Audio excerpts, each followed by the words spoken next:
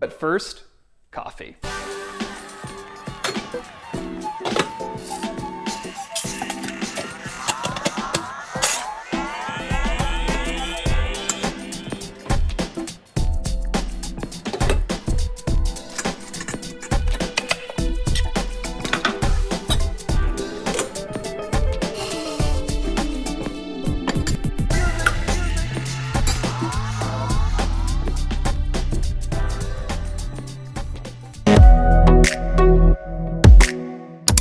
Hey everybody, it's Struzyna. Hope you're well. Something in yesterday's Alameda Journal just caught my attention. It's an article out of the December 18th edition called Renters Hunt for Deals and a Short-Term Commitment.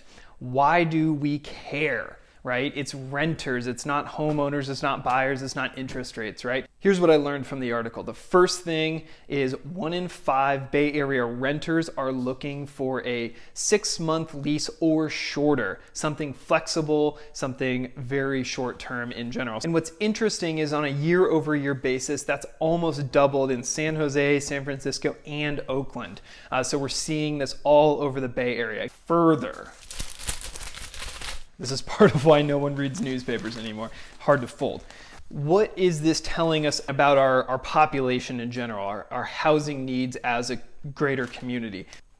So number 1, people are looking for short-term housing more than they used to be. Number 2, prices are down substantially. San Francisco took a 20% price reduction year over year in their average rents. Oakland was only about 5.6%, but you get the picture. Rents are down and occupancy is down substantially as well. So what can we learn from this? If occupancy is down across the board, if the prices are down across the board, and the fact that the renter population is looking for a shorter term commitment, what does that mean? Well, psychologically, I think what's happening is people are uncertain about what's going to happen in the future, whether it's their job, whether it's the COVID results, whether it's the economy.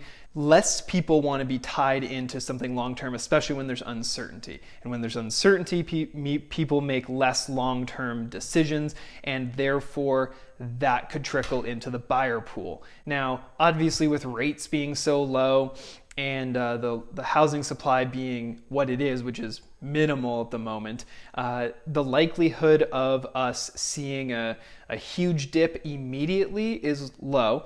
However, I think that something like this psychology that you're looking at relative to the renters could permeate to a lot of buyers. The uncertainty of, am I going to move to Idaho or Nevada? Or am I going to stay here because we're going to reopen the office in the middle of 2021? And that may just take the edge off the prices, the bidding wars, all of that stuff. So instead of getting 5 or 6 offers, maybe you're down to 2 or 3.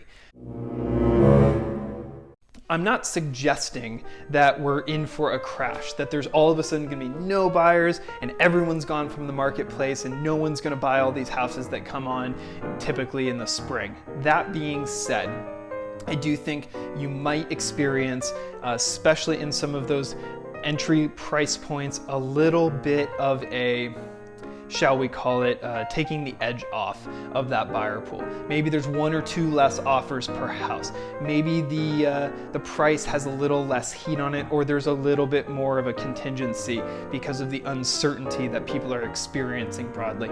And I don't think that will all out crash the market, which I did a video on that. I'll link to it up here. You can check that one out. But I do think it might take a couple of percentage points off here in the near future. Everyone's talking about the market crashing. I don't think that's going to happen. I do think it's going to start to self-correct a little bit, and this is an example of why. So hopefully you got some value out of that, and if you did, hit the like button, subscribe to the channel, because I'm going to continue to put out weekly content just like this. You're not going to want to miss it. So without any further ado, guys, Struzyna with the Gunderman Group, Keller Williams Luxury International signing off for now. See you on the next one.